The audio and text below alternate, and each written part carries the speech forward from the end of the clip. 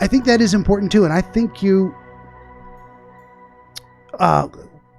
going back to the idea of what do I think is important, that something was about to happen, that you were about to engage with this scene in some manner, in a way that you felt connected to the leopards. And I wrote down as well that you've had this reoccurring theme of leopards for at least 10, 15, however long years.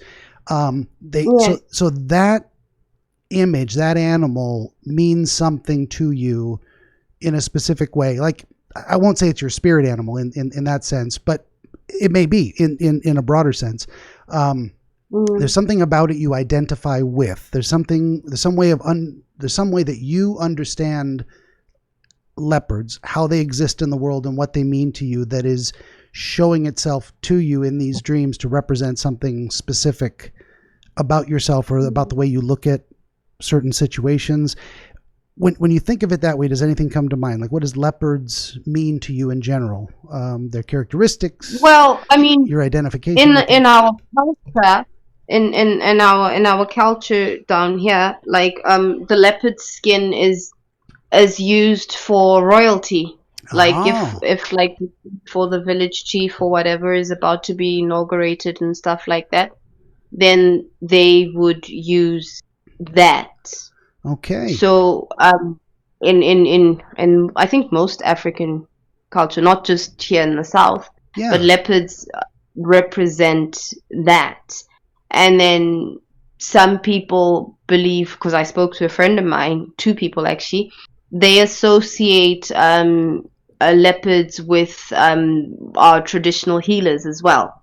Okay. So I didn't grow up in the traditional religion, like the African traditional religion. I didn't grow up 100% Christian either. So my parents didn't go to church, but they took me to church. So I don't have kind of like a religious following or belief. I don't know much about the African, the traditions and like the rituals or whatever. I don't know much about the gospel. I do know that there's God, there's a universe, there's love, there's peace and stuff like that. But yeah, I don't know if that makes sense.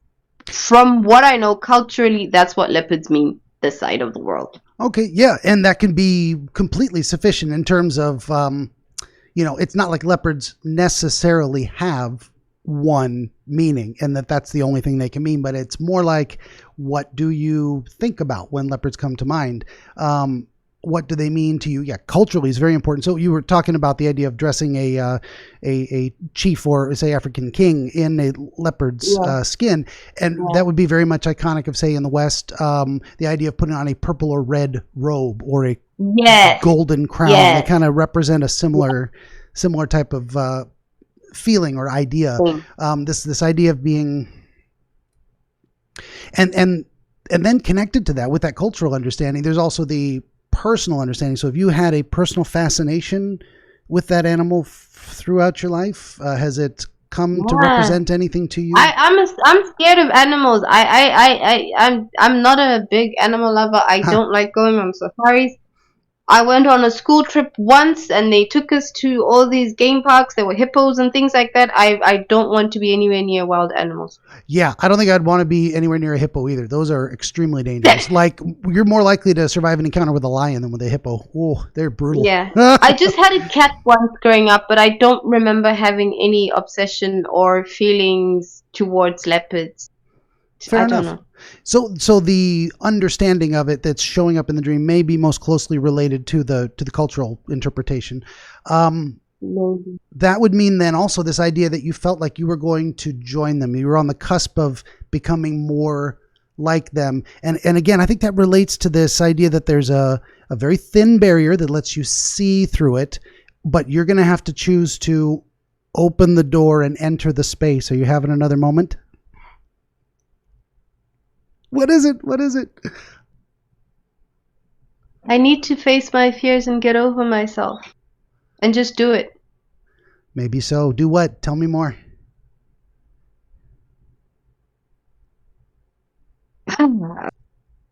Publish and edit books that people have asked me to do. Just, I'm getting a bit emotional here.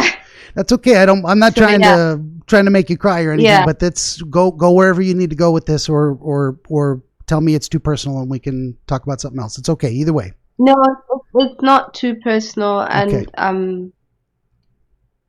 I'm just sensing that the only thing that's stopping me is me. Like you said, open the door and be a part of what, I don't know whether it's destiny or what you feel. Because, sometimes you can feel like, I should be doing this or I could be doing this, and then you automatically disqualify yourself because of maybe your upbringing or just negative vibes or feedback that you've had once or twice. And it's more like dust yourself up and just keep on going. Yeah. You will get there. That is very powerful, the idea of self-doubts, of like people who say either I don't believe I am capable, that's a skill beyond me, or I don't feel I'm worthy. Like, even if I could do it, I don't deserve it. There's a lot of that kind of stuff that holds people back. Yeah. Yeah, because I hate it when people say to me, you did a really good job. I'm like, what do you mean I did a good job? I didn't do no good job. It didn't meet my standard. Let me tell you what, you and I are very much similar in that way. Is I have extremely high standards even for myself, and I'm not comfortable with praise. People tell me, even with the channel, they like what I do, they appreciate it, and I am horribly embarrassed. It's very uncomfortable for people to say they like me or that they think I did a good job. I get that cringy feeling on the inside, and and I feel terrible because they're being nice, and I want to encourage that, and I should be appreciative that they like me and what I do, and I'm like, I can't handle it. You get that feeling too? Yeah, I get that a lot because I was invited to do a panel discussion once, and we were talking, and I just felt like I was talking absolute bullshit. And then when we got off, people were like, you said some really good stuff. I'm like, what the fuck did I say? Yeah, no, I get that too. You know what I mean? And they're like, we should sit down and talk. And then I'm like, okay, sure, here's my number. Like, do you have a channel? Do you have a page? No, I don't. And then they don't call me back. So I'm like, I guess that was just hype anyway. So I don't know. I don't, but Wow. Yeah, we're getting a lot of really meaningful stuff from your life. It's all coming out in this dream. And now we've kind of been doing this all the way along. My whole process went out the window. Listen again, and then interpret. We've been interpreting the whole time, I think. But to kind of bring it together, we've got from the very beginning, stairs, many other people on this maybe path to success, putting in the effort to walk up, and you get scared and change your mind. And that takes you to maybe a distraction where you're putting your effort into helping other people that aren't even aware of it. But you're feeling it again. And then it takes you out to this courtyard where you're like, maybe there's something else I need to be doing. Maybe I should take that step into personal success and to put the effort in to see what I can do. Now, sometimes, and I love this concept, is that one of the biggest things that hold us back is that fear of failure. Because if we set a goal and we commit to it, that goal is a judge. We get there or we don't. We succeed or we fail.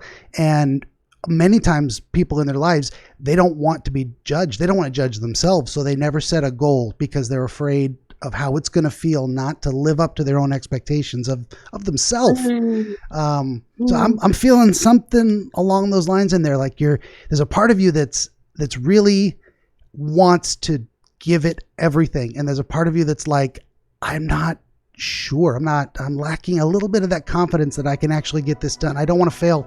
I don't want to feel the failure. I don't want to try and not get there.